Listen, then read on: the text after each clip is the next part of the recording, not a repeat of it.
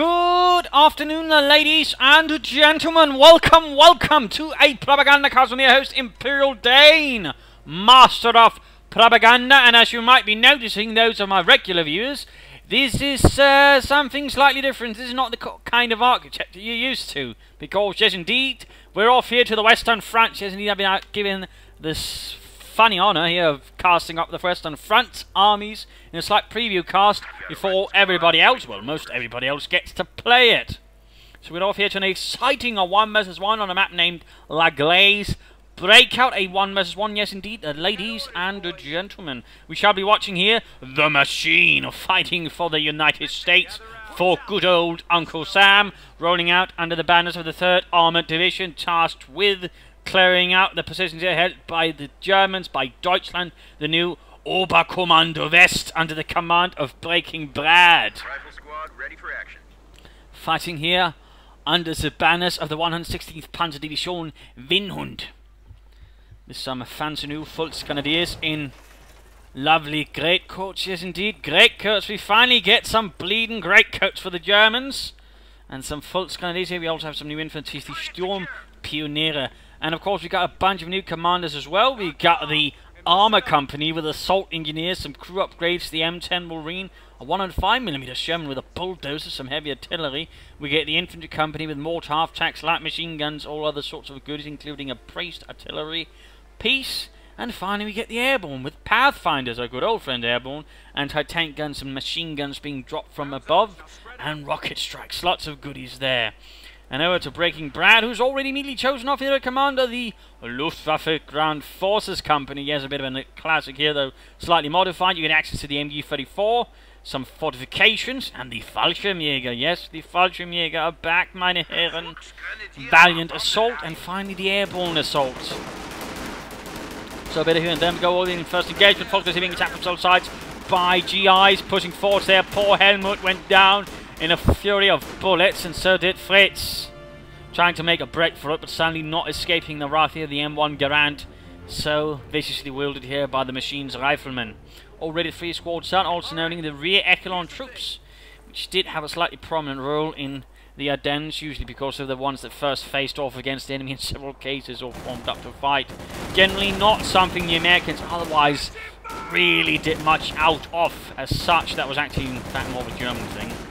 But rather they'd have a prominent role there in the Ardennes and Operation Nordwind. 2 sections there coming under the German assault.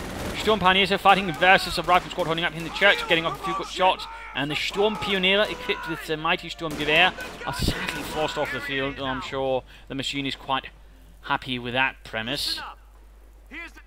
Also, one thing to note here, the American base is already pretty much pre-built. What you instead do is you sort of train an officer, which essentially then activates the building. Another fun fact is infantry weapons are unlocked by these little rats, which you can upgrade for, and then otherwise no trying to sort of build them. You just need to be in the base to pick them up. Rifleman here though holding up. Falcons here slightly engagement, pulling back though. The rifleman inside this corner house proving to be too much of an obstacle inside the house. Falcon is linking up. Looks like he's swinging left. A bit of a sort of mess initially here for Breaking Brad's Soldaten. Volkswagen engaged out in the open. Rear echelon troops moving in, equipped with the M1 carbine. A fun little weapon, basically designed as an alternative to a pistol, I believe, because with the rifle you're a lot less likely to shoot yourself in the bloody foot compared to a pistol. So that's largely how it came about, though it certainly saw some service here and there. We're going there for the few points. Quick cut off the Germans there. One thing to note about the Germans, they get less resources of every point compared to any other player. They get only 2/3 of the resources, so there are some slight limitations there for them. On the other hand, they do gain more veterancy for every unit, which basically means they have the potential for in the end standing with some much stronger units on a 1-to-1 basis.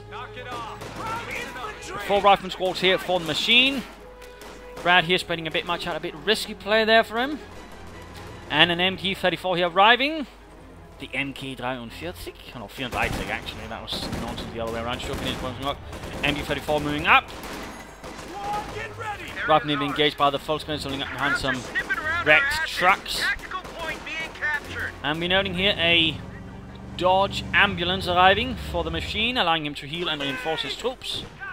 that basically only works in territory you have to own and can't be under attack, and some other fun things. So it's not, for example, something that can you use like a half-track to rush into the fight and reinforce your troops while fighting. That's not going to work. There's a lot of pressure going on here. A second MG-34 arriving. They're all on taking up positions in this house. A few brave Fultz Grenadiers holding up a position in a nice corner cafe. We're taking lead over here. Wishing they could get a nice cup of coffee. Gather round. What the hell am I meant to do? But holding up around here. And we are noting immediately he's actually going straight on for the company command post, ignoring the platoon command post, opting for the captain with bazookas and a Thompson submachine gun. No sign of a commander as of yet as well. We are noting here that Brad is sort of getting a bit more confident. He's slowly spreading out still though, but with MG-34s covering the different approaches. Note the MG-34 is actually cheaper than any other heavy machine gun, though not necessarily quite as effective in some regards. The capture point is being overrun. Flanking here nicely from the riflemen. No grenades, by the way, here. They also require research. In fact, there's quite a few. In fact, we're noting a BR move right away. Noting he's attacking several sides. A classic flank there on the building with a machine gun inside it. We could see here that breaking back could end up losing his MG-34 right front. Also noting the rear echelon troops volley fire goes off, actually allowing them to suppress troops. Grenades going off for that. A Stielgranate. And the end, the machine Soldaten are pushed back here by the Sturm Pioneers. Breaking back, barely holding on there. The MG-34 sadly not managing much in this fight. Too quickly outmaneuver. That's something you have to be a bit careful with in company views too. When you set up your machine guns, be a bit wary in buildings. Try to at least have some chance of setting up time. One thing you can actually usually do is sort of set up barbed wire different points, which makes it a bit harder to make a direct move forward. But there you go. Captain moving in. Captain Johnson. Or whatever his name might actually be. He's the gentleman there in the slightly more dazzling uniform compared to his comrades in arms. MG-34 pulling back here, a bit risky, though we might consider wiring this off a bit. Or in fact, right here so the opponent can't easily run up with a grenade if that comes to be. Raketenwerfer 43. The cheapest, well, sort of anti-tank gun in the game. Well, not the cheapest, the search have a slightly cheaper one, doctrinal. Also rather unique, it can retreat and it can be set up in buildings because it's so small. The Raketenwerfer was basically one of the sort of ways they tried to sort of get something out of the Panzerschreck before they realized the handheld version works pretty perfectly well. The advantage here for this one was it had a bigger range compared to it. But that was about it really. Here in the game it can be set up sort of in buildings, and it can also with veterans you gain the ability to sort of cloak naturally, so that gives you some slight advantages there. We're noting here some Browning automatic rifles being handed out to the riflemen. A World War I era weapon, though right by the later stages of it. It was known what's known as a battle rifle actually. Slightly higher caliber in some regards. Assault rifle does something a bit more between a light machine gun and an assault rifle. Could be used as a light machine gun, but could also sort of fire on the move, though generally wasn't the most effective weapon there. MG-34 by the way holding up here. Nice position. The machine pushing up for the flanks. Good job there, and noting the... No, not moving them. We're noting, by the way, some pack houses are arriving, some lighter artillery. Noting, by the way, here, battle group headquarters. The Germans can set up trucks wherever they want, which basically means they can extend their base into, well, wherever they want, essentially. In this case, he's keeping host his own headquarters, having to serve a bit like a medic bunker then, which is certainly an option. Further fighting here, BAR's firing from the church. Riflemen flanking up. By the way, as they gain veterans, one they gain access to anti-tank or rifle grenades. MG-34 firing around the church, already looking pretty beaten up. And flanking up here. Not want to fall back here before a Stielgranate flies through the air, threatening to splinter someone's intestines. At the same time, Captain with some more riflemen pushing into water centre here of the village. Up and forced away. Rather vicious presence of infantry though, leaving the rest of the map abandoned. MG falling up here, and apparently the Raketenwerfer is actually getting off a few kills. And someone else getting off someone other. But Fallschirmjäger here arriving? Yes, the Fallschirmjäger. Two with FD-42s, which by the way were also battle rifles. They're generally not equipped like that, if you were to be sort of historically accurate. Noting a light infantry shoots up there for breaking Brad. Sort of the same thing as this one, light artillery support. Meant for a German infantry battalion. A pair of them would be equipped alongside its bigger brother, the Schwerer Infanteriegeschütz. Rifleman holding up here quite well. The village streets being stained with the blood. And there we go, one hell of a hit there from the pack howitzer. You got your orders. Get ready.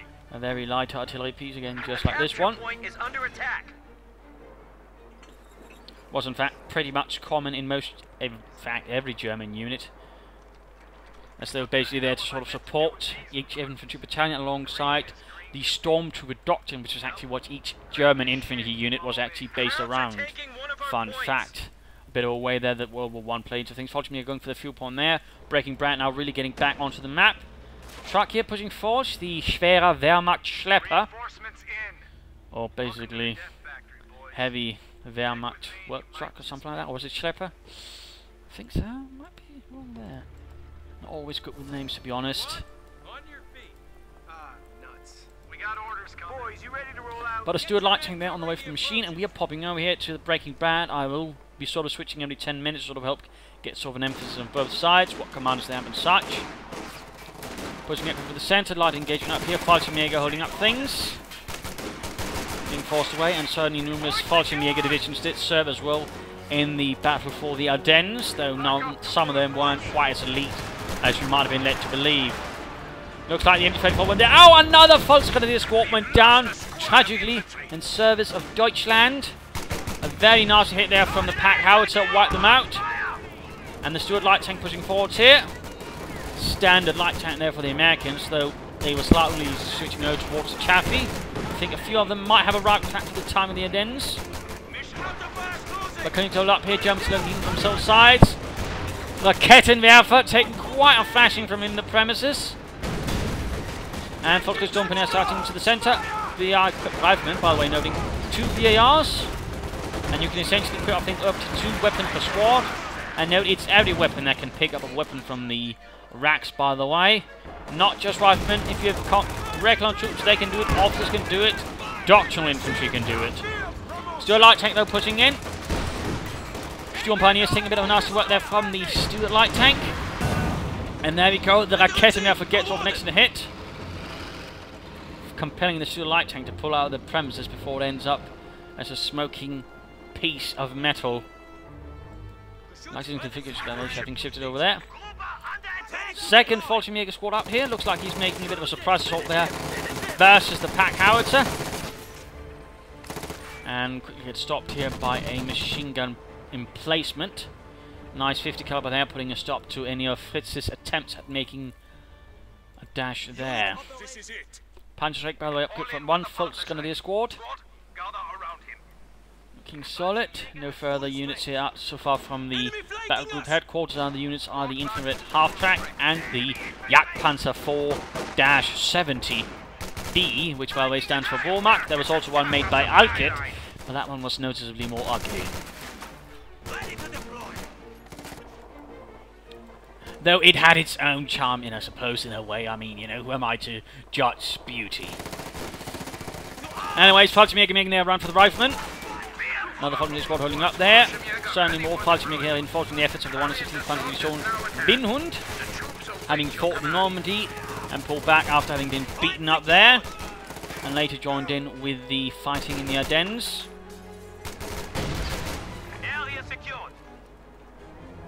Stuart returning to the fight here. Ambulance actually moving up here for the machine. Bit of MG-34 fire. Raking the square.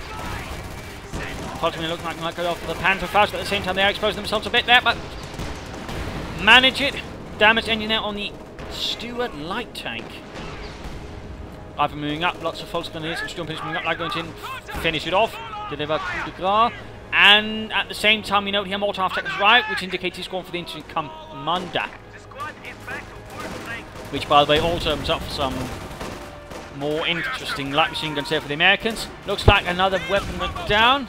I fear the Raketenwerfer died, and the building there is looking about as structurally safe as, well, something not very structurally safe, about a house of cards. There we go.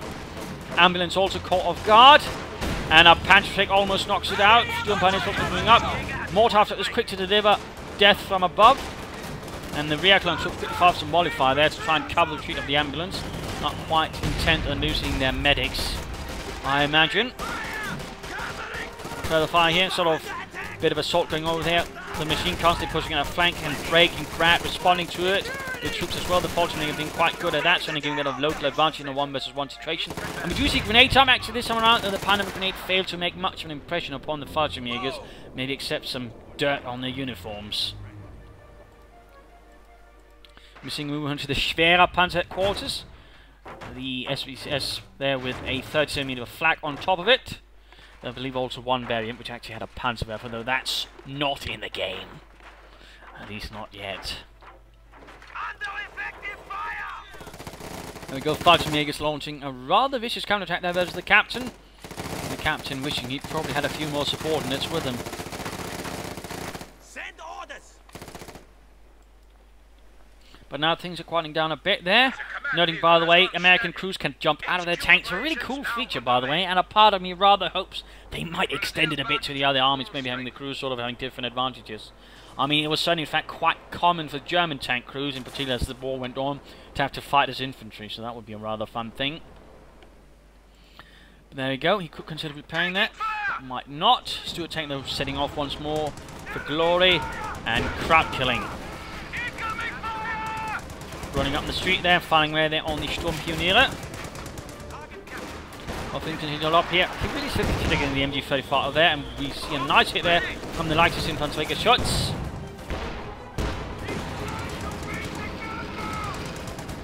Regenbrand, though, being nicely contained here by the 3rd Armoured Division.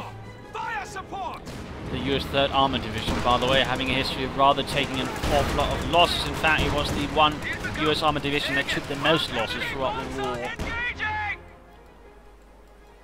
Pushing up here, mortar arm taking nearby, he could move it up. And one fun thing, it actually has access to white phosphorus rounds, which basically doubles as smoke and, well, something a bit more unpleasant towards him.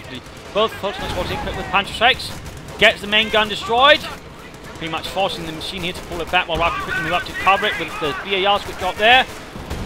And the pack howitzer firing off one hell of a shot there, and leaving Numerous Volkswagen is dead and stunned. Making a successful assault up here. We're noting here, by the way, a rifle smoke grenade is also available for the Americans to use that to cover up there as well, ensuring that the MD-34 can't fire. He really needs to get it out of there.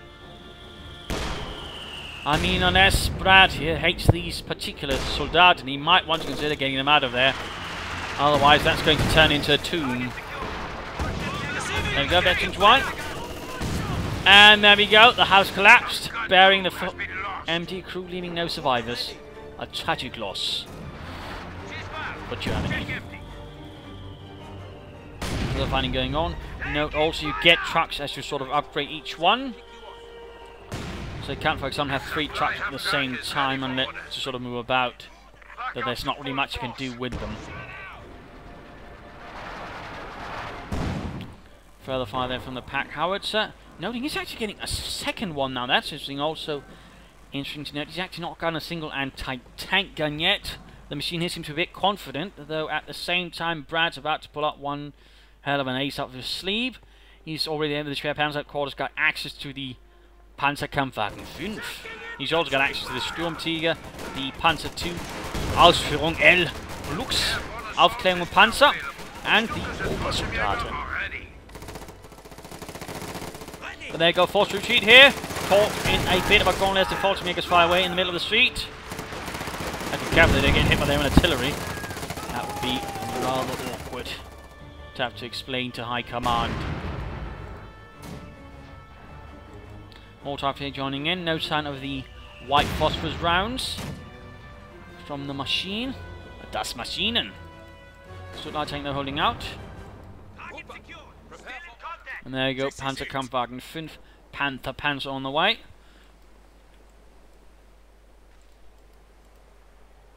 A bit quiet here. Looks like he's a bit unsure how to approach the situation at the moment. By the way, note, this ambulance is driven by medics, and you pop them up, they can also heal that way, so a little thing to note, Frontal assault there from the Volkswagen's 2 Panzertechs, but missing, and coming under fire there from the pack howitzer, here setting up a fuel tank, by the way, to increase resources. Stuart, though, should get out of there, unless it fancies a Panzertech enema. And there we go. Rapidly retreats in the face of veteran 25 for the Volksgrenadiere. So it makes it a bit more nasty troops. And a nice grenade. They're clearing out the pack. Out to direct hit. All men dead or wishing they were dead. With an attempt there at a follow-up shot to wipe them out utterly. And there we go. Captain making a very bold assault there. Trying to clear out the infantry support gun. But the cavalry is here. The cavalry. When the Panzerkampfwagen 5 arrives.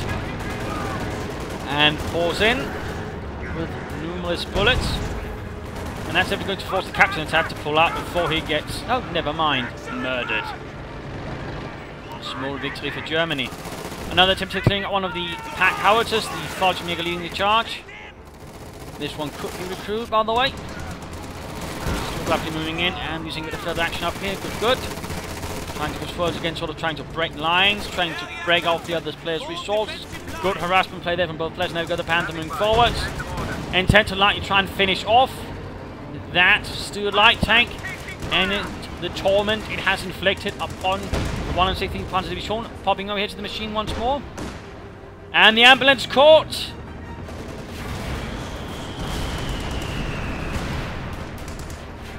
I imagine the Panther crew will be claiming color blindness after that one.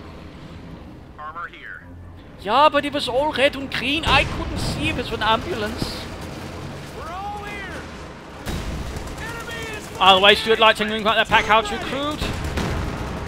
Also, I do believe you can actually see here with the white bar how much integrity the thing in question actually has. I believe.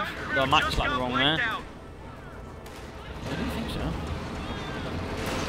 Well, it might be my imagination.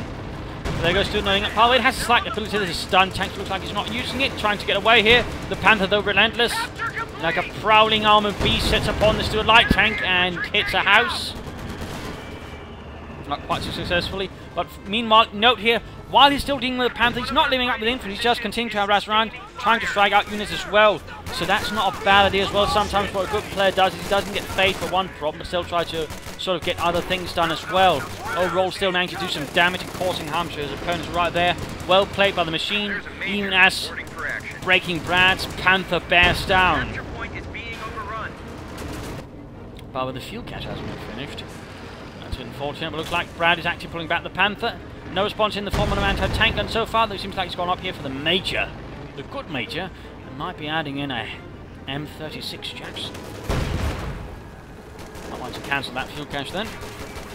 Rifle attack here from the rear, 2 BARs, we see an anti-tank rifle grenade, and there we go, damage engine on the Panther. Leaving it a bit more in a slightly unfortunate situation if something a bit more nasty was to follow up. Sergeant was nearby to cover up, but good. Infantry support for your armour is always vital, and we note here a third truck is there in the base as well.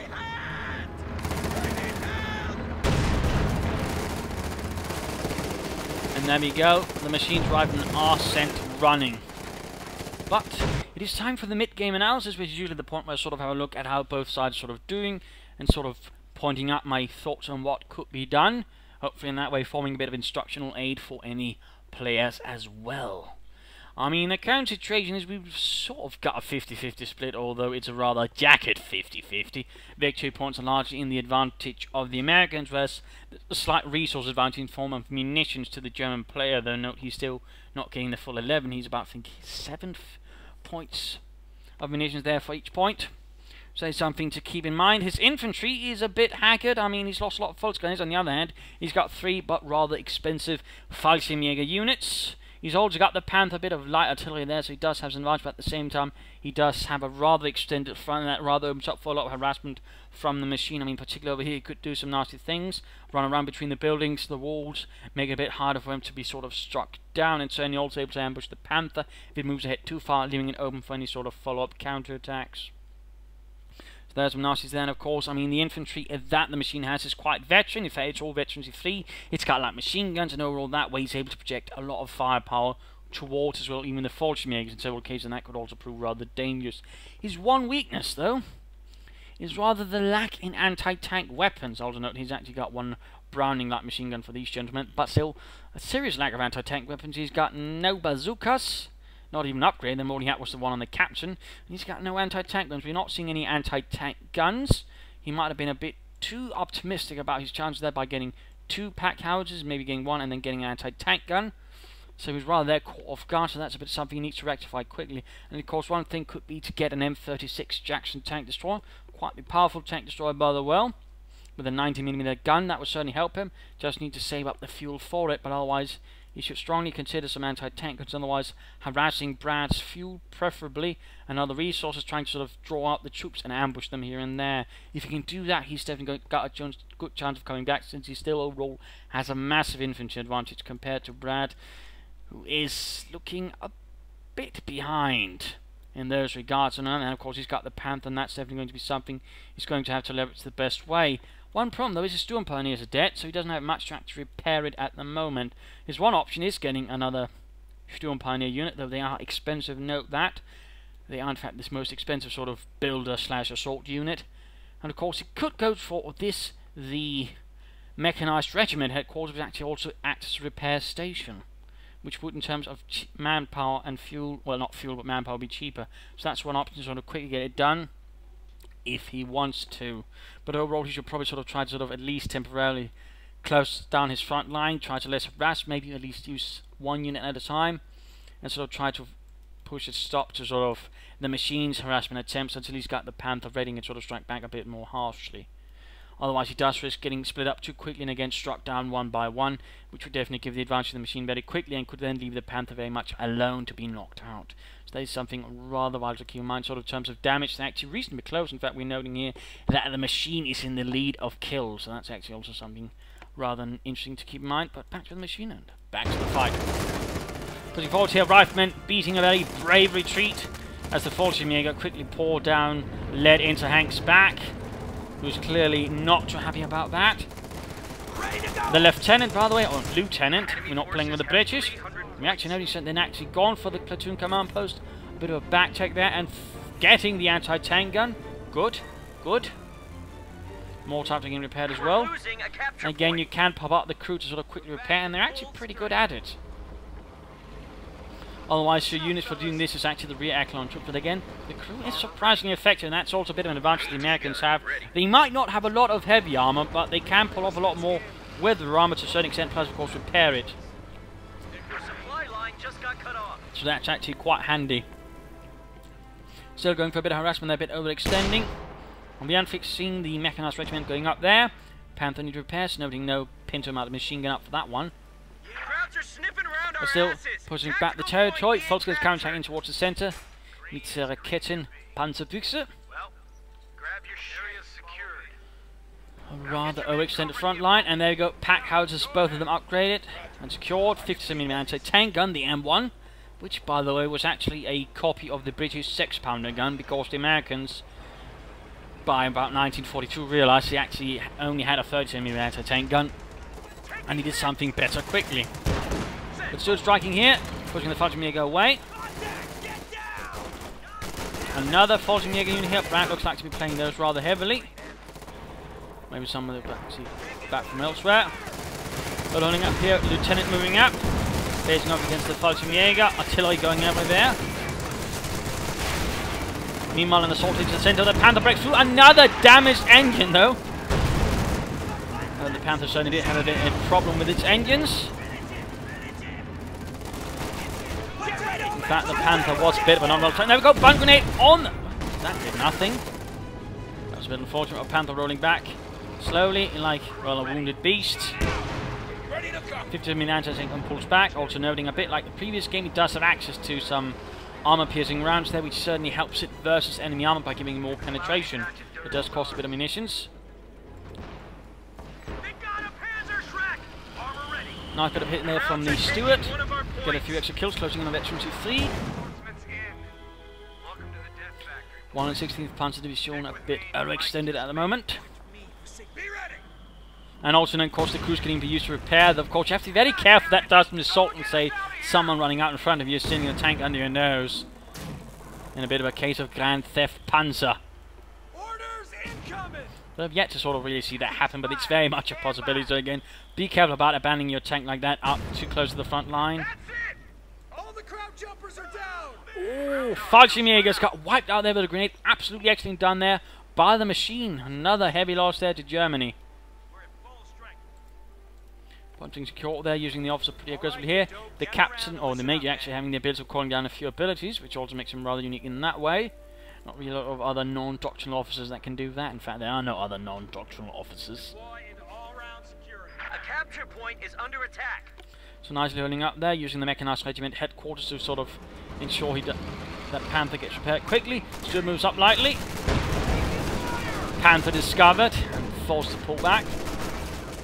While Volksgunners and the light infantry ships moving up there. Fallschirmjäger strike back on the right flank. So a nice bit of moving around here. We really see here that currently the machine is rather looking much stronger than breaking ground at the moment. Volksgunners being caught out here by the riflemen. BR's pouring into the poor souls. Armor here. And to Tanker, no, haven't got a trouble here. He probably doesn't know the full extent, otherwise we're trying to attack ground through the fence and try to catch the Panther. Right there, the chance of being crushed by the Panther's heads. Oh, quick retreat there, good job. Always a thing to consider if you actually can do anything in that situation. It's not just better to get your men out there and survive. Venturing through here, by the way, for the lightest infantry schutz. Man free. Troop, stand by. Boys, you ready to roll out? And there we go, white phosphorus rounds. And also a bit of an interesting ability there, which apparently allows you to sort of have delayed rounds. And there we go, the Obersoldaten. Slightly more veteran Panzergrenadiers, usually equipped with an MG34. Right off the bat. The enemy is And there go, nice flank there from the Panther, catching the Stuart by chance, and Fallschirmjäger ambush out. Panther fausting, and there we go. The ambush succeeds, and finally Brad gets vengeance for all the men killed there by the Stuart light tank. House collapses, Fallschirmjäger's almost getting wiped out. And there goes Stuart cooked off. light vehicle just And left a smouldering wreck. While the Fallschirmjägers make a bit of an open assault versus the riflemen. Bit of a bold move there. Could try and pop a grenade on them. Lots of artillery fire. Panther moves up as well. Rifleman forced away. Interestingly enough, point being captured. could maybe have won that with a grenade. Looks like the machine did not think it worth it. The battles are certainly shifting back and forth a few times already. And there we go. We do see the M36 Jackson is on the way. The heaviest tank destroyer the Americans actually had in the war. Green as green can be. Had the same gun as the Pershing, Capture point is being though overrun. it did not have the same armour.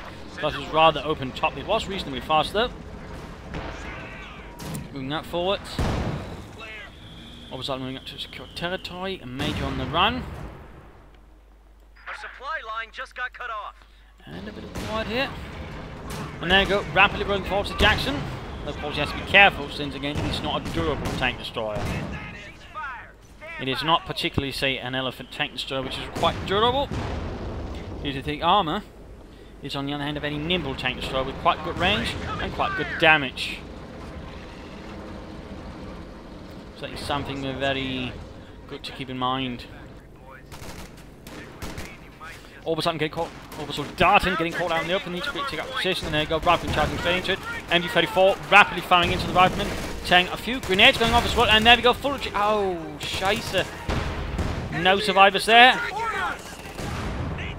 A squad of veterans from the fighting on the Eastern Front and Normandy finally snuffed out here in La Glaise.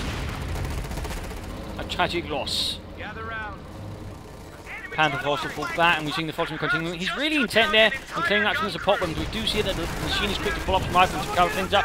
Fun grenade, by the way.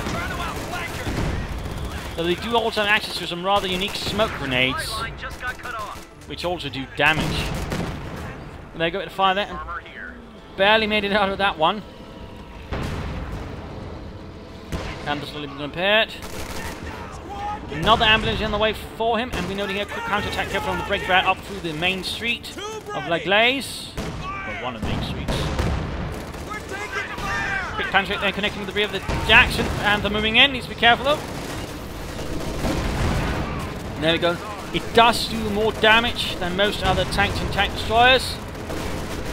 Say something you have to be careful. Again, it's fast and it has range. I mean, such an engagement is very difficult for them. There we go. Combat Blitz is a much faster Blitz, one that doesn't last long. On the other hand, it's also noticeably more effective than the other. One of our capture in sort of that small duration. And there we go, catching the Jackson. Who shall win this? Oh no, they both took each other out. That's a bit of a rare situation actually. But there you go, both sides without armor or tank destroyer. Though it's definitely going to hurt Breaking Brad a bit more, since that is in essence a lot more expensive again with the less fuel he gains per minute compared to his opponent. At the moment he's managed to sort of cut off much from that, so he's still going to have a slight advantage there for the time being. Plus there's a bit here he's probably trading in resources. In fact, there we go, it has a sort of ability where it sort of cut off half the munitions, but then that gets sort of converted into fuel at a certain rate. Points are down to 300. Grab your shit. So that's a little something the Opel Commando can do. You ready to roll out? Still he's got more infantry, and he's still got more units overall. So overall, he does have a good chance of getting back in the fight. More Reherculon troops being summoned up to the front and back to Breaking Brad, who's apparently really summoned up a full Fallschirmjäger platoon here to lead the way in the fight. Apparently the Windhund can't spare any more Truppen.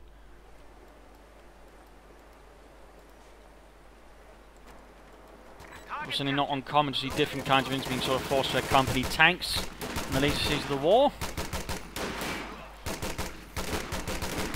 Squad back to full strength. Mortar on the move ready to support the infantry. Good move there, by the way. Good job. Though still a bit lacking in the anti-tank department, he probably should expect something not very friendly from Brad eventually. And by the looks of it, Brad here might be aiming for a King Tiger. Yes, indeed, the Königstiger.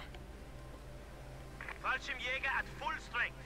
Which would definitely be quite a bit of a job there. Oh, he's actually shifted over to munitions now, away from fuel. Feeling he can sort of get away with enough there. He's going to sort of build up his fuel reserves rather quickly. An interesting move there, interesting move. Not necessarily bad though. Of course, using assault coming into the officer, the lieutenant, who's there, by the way, been upgraded there with a Browning light machine gun.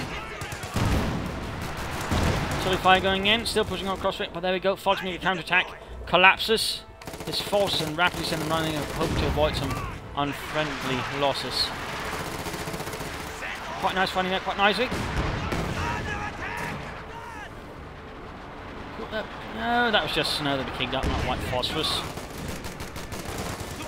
Fallschirmjäger moving here again, the lieutenant proving to be quite an obstacle, and there you go, quick fun grenade there, probably why shifting over to that. And there we go, rather desperate fight, but the end managed to pull off, but then only to be run off like a charlatan. Certainly the village of La Glaise has certainly seen better days here. Another attempt again, getting that pack howitzer, veteran G4 here for the Fallschirmjäger. They're definitely going to be quite a threat here to the machine, and there you go, quickly moving on to the next target.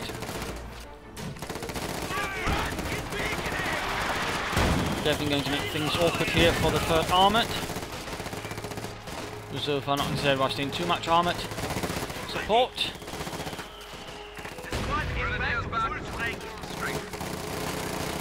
There we go, another pack howitzer sorted out. Fallschirmjäger definitely doing quite a good work over Breaking Brad. And another bundle grenade hit. There we go, finally forced retreat though.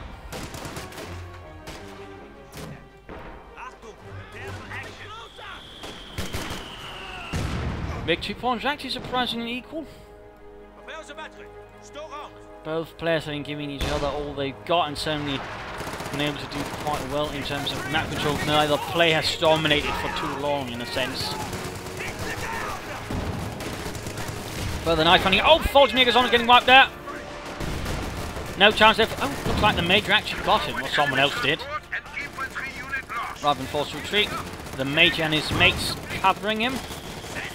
Although they'll probably have to retreat themselves, they take the full attention there of the Wehrmacht's best, well, the Luftwaffe's best technically.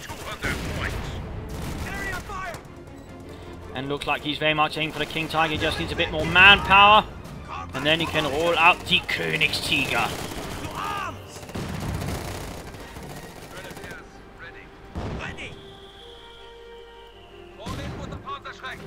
Troops a bit scattered out here. Fallschirmjäger's waiting in ambush positions, ready to strike down at any infantry that might be a bit too incautious.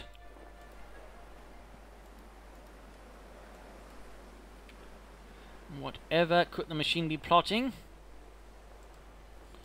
Except apparently not more anti-tank guns. And there we go. Die Königstiger. Tiger 2B. Pretty much the only non-doctrinal heavy tank in the game, though it is also noticeably more expensive to get than even doctrinal armor.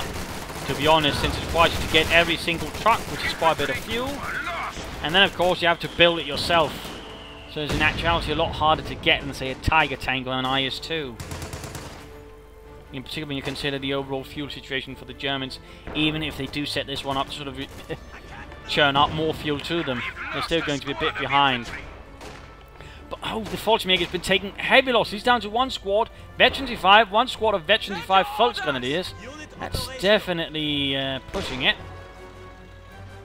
I was actually noting it, they actually have a slight self-healing ability as they reach a certain level of veterancy. Bit of a uniqueness there for the Oberkommando West.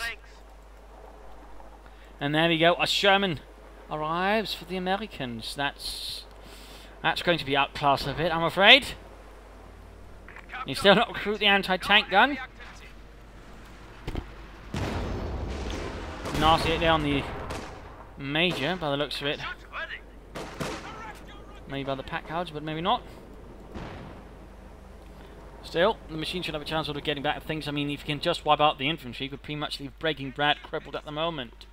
And even then, the King Tiger is a very slow, rumbling beast, not exactly the most nimble thing. But to a certain extent, was actually probably more maneuverable in terms of mobility than most American tanks, from reports I've seen mentioned. And there you go, the Königstiger, Tiger B, with what is known commonly as the Henschel turret, although it was, I believe, actually the series turret, the second turret. And while the initial one was actually called the Porsche turret, there were none of them actually made by either Henschel or Porsche. They were actually made by Krupp. Porsche and Henschel actually stood for the tank itself, the chassis more specifically, and Porsche rather got out of that competition because, well, Porsche was a bit eccentric when it came to designing tanks, and he had a slight problem with designing tanks the Germans could sort of, you know, reliably build. But there we go, Sherman taking heavy damage, the King Tiger of course doing a lot of damage. The Sherman rapidly getting, and there we go, recruiting the anti-tank gun. You might want to switch over to some of those armor-piercing rounds if it stands a chance. More Fallschirmjäger arriving here to support the King Tiger. No machine gun up for that one. Riflemen about to get a visit there. And they managed to escape the wrath of the 88mm gun there, mounted on the mächtige Königstiger. Kruppstil und Porsche engines. Who can defeat us? And so now things might be looking like bright here for Bratton sort of getting out of the fight, although it was quite the gamble to basically pull down every resource he had for a single King Tiger. I mean, he's quite a few resources. But Germany here getting repaired. Quick power shot for the field. Oh! Managed to hit the rear engine there. Bad news for the King Tiger, which the rear engine was actually really a weak spot, or the rear part there, of the King Tiger. In fact, one King Tiger doing the fighting in Arnhem took a mortar round to one of its radiators and basically got knocked out fully. So not too unrealistic, to be honest, if a rifle grenade hits it. But there we go. We actually seen airborne assault going in its rounds here. Which actually sends in a few Stukas there to strike. And then another unit drops in a few Fallschirmjägers. I mean, there are still tactical drops being made by 1944-45, but overall non-major. It's right there, a bit of a rapid and... Oh! Oh! Oh! Grand Theft Panzer! Talk about one hell of a Panzer heist! He stole it right under the nose of the machine! He was repairing it, it was all repaired, then the Luftwaffe strikes and makes a getaway!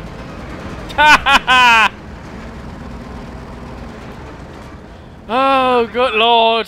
That's definitely going to be interesting. And again, that's the sort of stuff where I think, again, you know, having tank crews for everyone will make things a lot more interesting. Also in terms, you know, having things abandoned and such. So, but ultimately, that was fun. Moving in. And noting that it actually has the ability to sort of switch between rounds. high explosive or armor piercing, which could also be fun to actually see implemented on a larger scale. Also has access to a smoke screen which can actually fire sort of while it's moving. Also the 50 caliber Browning. But right there, that's a bit of a reversal there against the machine. All of a sudden his opponent has his tank and a King Tiger. And certainly that was a bit lucky. There was actually parking the tank so close there. Yeah, but there we go. Sherman rolling forwards. Catching the machine's force there between a bit of an armoured wedge and an infantry wedge. Another bit of engine damage. We see another tank destroyer on the way. Another Jackson. Also, I believe, known as the Slugger for some. There you go. Pack gun abandoned. You still got plenty of infantry, but that Sherman, that King Tiger, is going to make things slightly more awkward. We're down to 75 goddamn points. And the points all of a sudden beginning to look very much against the machine here in the fight. Having looked so strong, the lack of anti-tank gun, amongst other things, proving perhaps to be his undoing. Though so far he's actually had great luck in actually ensuring the King Tiger doesn't do much in the fight. Believe it or not, by constantly causing engine damage. That's actually good work there. There we go, swift counterattack going in there. Browning, quick rifleman pushing forward, relentlessly trying to hunt down the Fox Grenadiers. King Tiger and the Sherman now pulling back here for repairs.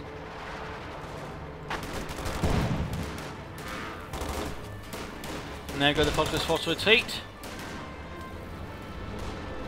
Tank destroyer moving up. Careful, careful. There is something there you do not want to meet. At least not on head-on.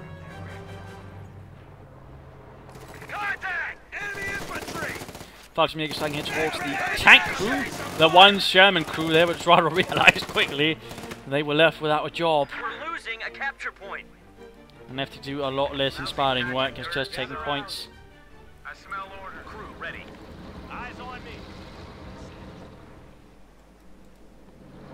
Can he manage to retake points? He's definitely going in for all the victory points as quickly as possible, which also gives Brad here actually a chance sort of basically forming up his assault defense because he knows his opponent's going to get a bit desperate. And there you go, Fallschirmjäger striking and just ending the rifleman's lives in seconds.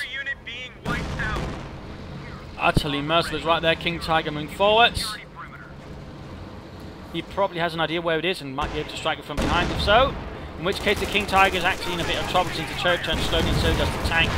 But one slight thing he hadn't counted on, this German is to the rescue for the German army, for the Panzerwaffe. So while he's trying to knock out the King Tiger, he's actually doing a reasonably good job at it. They're doing damage from the rear. He ends up being caught here between a Sherman and a King Tiger. So while he was close to getting down to half health and could have succeeded, in the end the Sherman turned out to be his own undoing. And there we go, GG, well played from the machine. Victory for Germany. Not quite for the United States of America. A pretty tense match here, the first one for the Western Front armies. With the United States, the Oberkommando fighting here on the wonderful La Glaise breakout. A really nice looking map, a rather fun looking map. And of course we get to see some nice winter uniforms here from both sides. And certainly that has definitely got to be one of the best armor seals I've ever seen in the game so far. Really just amazing. But overall, a nasty fight here, and again, I think overall it rather came down to the machine maybe putting a bit too much faith in his pack. Howard just leaving himself open to an armoured assault. I think had he had a second anti-tank gun, he'd probably make things a lot more awkward for breaking Brad with his first Panther, for example, and then the King Tiger might also have time following up. So that rather gave breaking Brad the sort of leeway to sort of strike back with Fallschirmjägers and even the Volks Grenadiers to a certain extent, though at the same time his infantry, despite not being nearly as elite and though still quite well equipped, was actually able in several cases to overpower the Fallschirmjäger. So overall some nice play there from both sides. A nice display there, for example, some of the units available to both sides, some of the commanders available. And overall some nice action here, I hope you agree at least. And of course, if you did, feel free to subscribe, share it with your friends, tell everybody, tell the world. And if not, feel free to, Put out your displeasure in the comments. Tell me what you'd like to see maybe for the future once the game is out, you know. I'll try to look up some replays that might help what you're looking for. And of course, bear in mind, you know, this is not all final stuff. There's still some slight balance changes that might be needed there, so keep that in mind. But overall, that's that. I hope you had some fun. I hope you're all pumped for the Western Front armies. I know I am. So this is Imperial Diane saying adieu and bidding you all a good day.